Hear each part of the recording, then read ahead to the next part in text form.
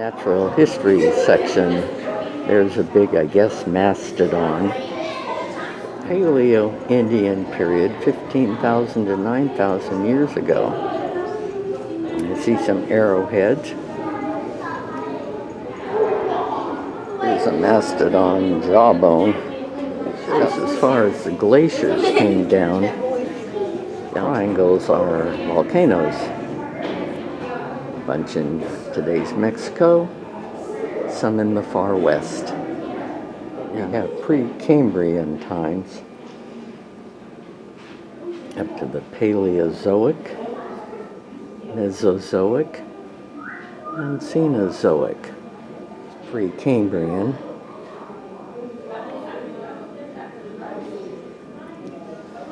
Then we come up to the Paleozoic, Mesozoic, and Cenozoic. Madrid earthquake hit here, 1811, 1812. Absolutely shocking. Shook much of the land east of the Mississippi. A T-Rex. He lived in North America, late Cretaceous, 85 to 65 million years ago. Here's a Triceratops. Stuff here from millions of years ago up to pretty current times. Some beautiful homes in this part of Memphis. Still quite nice. Ours is a Monaco executive. These are all colonial houses. It's a beautiful motorhome. This is a Liberty Bowl site. Built in 1965, the stadium is presently being renovated. Should be finished in 2026. Pink area, all these buildings here at St. Jude Hospital. Jude's Children's Center. I think Arnold was out. Huge, and we're on Danny Thomas Boulevard. Appropriate. I am a former Navy pilot. I was winged 3 days after 9/11. First in my class, no DEI here. I beat everybody, didn't matter who you were. I can lift a man on my shoulder. We moved here because my husband's active duty. Millington is a base here, an old World War II airplane training base. Now it becomes Tennessee, North Carolina. Tennessee was part of North It is Carolina. the 16th state in the Union, comes in 1796. On the flag, there's 3 stars. The 3 stars represent the 3 areas of Tennessee, that West Tennessee, Middle Tennessee, and East Tennessee. That's going to be C. And East Tennessee wants to stay with the Union. West Tennessee wants to secede and go with the Confederacy. Middle Tennessee passes the one vote over to secede from the Union. So it's significant. So the Battle of Memphis is the first naval battle fought in the Mississippi River. It's immediately north of the city of Memphis. So it's right going on is you have the Union sending ironclads down the river, and Memphis, and I don't mean to laugh, but they think they are going to fight the ironclads with their steamboats and just put a ton of cotton around them.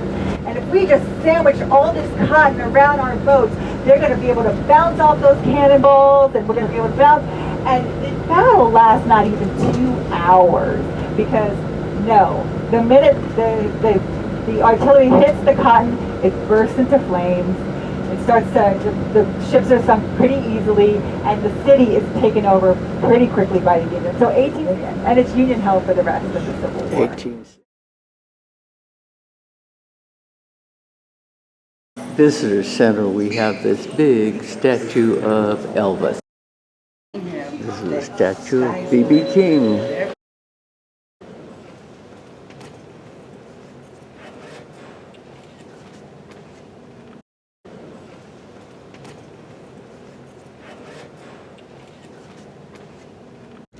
Usually when you are pulling cotton, the way it works here in the South and how it was done with sharecropping and with enslaved, is you would wear what they would call a yard bag 3 feet, and you would fill the yard bag with the cotton, and that would be your daily cotton pick for the day, how long it would take you to fill that yard bag.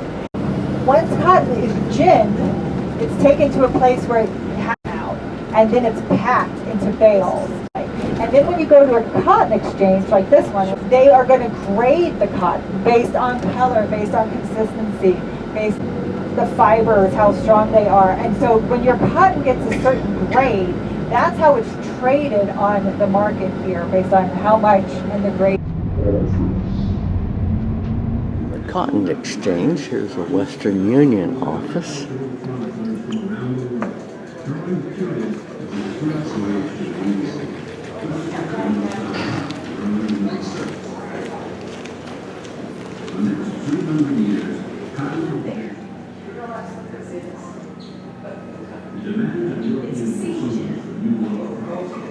U.S. cotton production.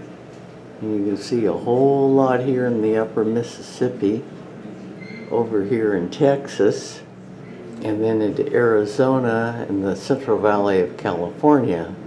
Now it's pretty much disappeared with water allocation problems, and the cotton California's pretty much disappeared. Peabody ducks are a famous attraction at the Peabody Memphis Hotel. 5 North American mallard ducks reside in the hotel's lobby. They march to the rooftop daily at 11 o'clock and back to the lobby here at 5 p.m. We had planned to go here in the evening, but we were too tired, so we just got this drive-by from our bus.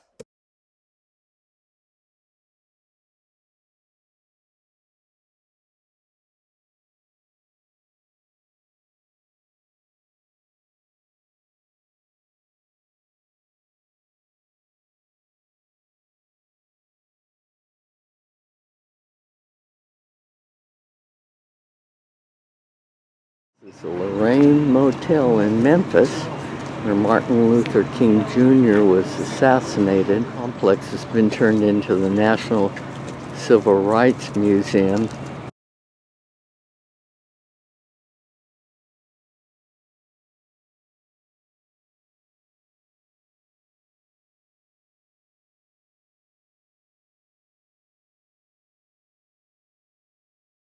Nathan Bedford Forrest is a general in the Civil War, but he rose through the ranks in a matter of 2 months. He enlists in the military, and in 2 months he's a general. So my husband and I laugh, and if he makes a rank every week, I guess. But what happens is, the governor of Tennessee finds out who he is, how much money he has. And Nathan Bedford Forrest, because he is a millionaire from his business ventures, selling people, he can buy a whole cavalry of men. He can outfit their horses, he can outfit their saddles, he can outfit their uniforms and ammunition, and because of that, he gets the rank of general. At the end of his life, Nathan Bedford Forrest opened a railroad here and hired African-American workers. Their goal was to get rid of the carpetbaggers, not African-Americans. Slave market was. Nathan Bedford Forrest and his business venture, and I was part of the group who wrote the other marker to talk about what his business venture was. But we felt it was important to keep up the original marker as well. It's evidently a courthouse. Bedford Forrest was not the founder of the KKK. He was the first Grand Wizard. April 27, 1865, killing over 1,800 people, remains the worst maritime disaster in United States history. And the reason no one knows is they caught and killed a man the day before this happened named John Wilkes Booth. And because they caught and killed John Wilkes Booth the day before this happened, his name was on the headlines of all the newspapers, and the Sultana was lost in history. Vicksburg is where it's going to take on all of these prisoners of war, Union prisoners of war that have just been released from all these Confederate prisons. And the Sultana can hold about, it's 350 people, and then it takes on 1,200 extra people. And the reason why it does this is because quartermaster gets paid $5 per person bringing them home. And so he wants to get as many people as possible. It's open right now. Stop on the Underground Railroad. It's not open. If you go The inside, slaves knew that they went to the house with the 2 green trees. It was a safe place to stop.